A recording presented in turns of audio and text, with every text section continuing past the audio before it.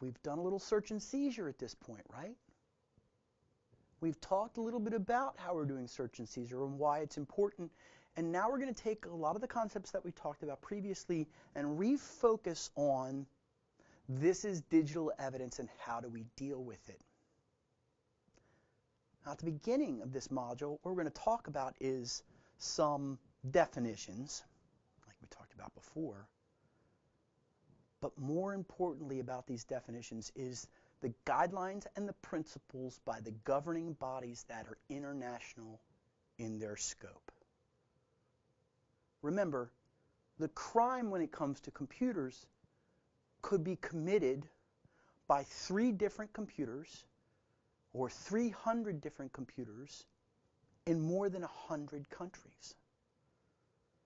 And for you to investigate that, you have to have some sort of parity, some sort of equality that all the other forensics investigators are trying to achieve with you. They're doing it the same way you're doing it.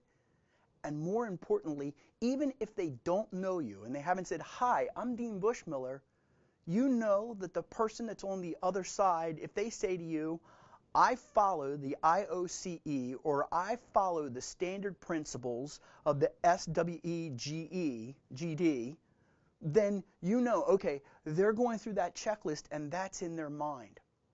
So that when they hand you evidence and they turn that evidence over to you, because remember it's digital evidence and it could come from around the world, they could package it up, encrypt it, and do an MD5 hash against it to say, this is the data that I'm sending you, and it's consistent for your case when you're prosecuting it in your jurisdiction. You know they've done the same things as you. So we really have to harp on this process that we're dealing with. We really have to harp on the process being the same everywhere across the board. And that's really what the focus of the digital evidence module is all about. And we're also going to dig deeper into a couple of the things that we saw before in the introduction and in the search and seizure. And we're also going to see some things that we saw in search and seizure, and we're going to go over those a little quickly.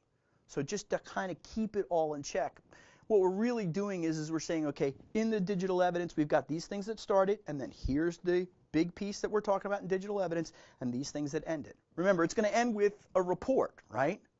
It's going to begin with actually knowing about this particular evidence in place. So if you see a little bit of repetitiveness in here, remember it's because we're changing our view or our perspective on the exact same process. So we're going to define it. We're going to talk a little bit more about chain of custody. We talked about that yesterday and what you have to document. You should have very well in your mind exactly what the chain of custody is, the role of computer security evidence, some characteristics, and then we'll talk about types of digital data. We'll start talking about volatile and non-volatile, the best evidence rule, which is your ultimate goal, how this works with the federal rules of evidence, and then all those international principles. By the way, the international principles that we should pay attention to, even though it is primarily focused in the U.S., is the Scientific Working Group on Digital Evidence.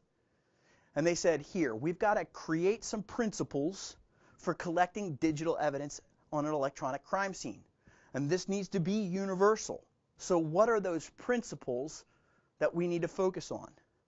What is the examination process and the steps? By the way, in the examination process and the steps, today what you're going to see is you're going to see Casey's perspective.